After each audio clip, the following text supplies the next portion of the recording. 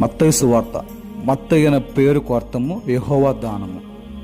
ఇక ధ్యానాంశానికి వెళ్తే, ఒక యూదుడు యూదుల కొరకు యూదుని గురించి వ్రాసిన గ్రంథమే మత్తయి సువార్త. అంటే మత్తయి తన సొంత దేశస్థుల కోసమే యూదుని గురించి అనగా యేసు ప్రభువు వారి గురించి రాసిన గ్రంథమే ఈ మత్తయి సువార్త.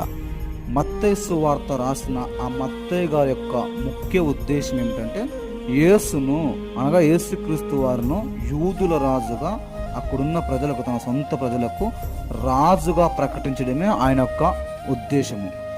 ఆయన యొక్క ప్రధాన అంశం ఏంటంటే, యూదులు ఎదురు చూస్తున్న మెస్సయ్య ఎవరో కాదు, యూదులు ఎదురు చూస్తున్న మెస్సయ్య ఈ యేసుక్రీస్తు అని తెలుపుటే ఆయన యొక్క ప్రధాన అంశం.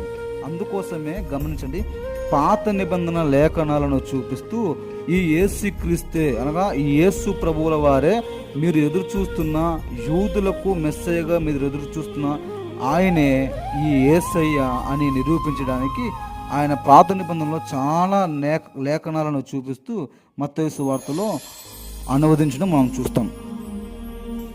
యూదుల రాజు మెస్సయ్య యేసుక్రీస్తుని చెప్పడం కోసమే సుమారు మత్తయి సువార్తలో సుమారు 130 పాత నిబంధనలకు సంబంధించిన లేఖనాలను అనగా ప్రవక్తల లేఖనము నెరవేర్పు అనే పదమును ఆయన చాలాసార్లు ఉటంకించాడు.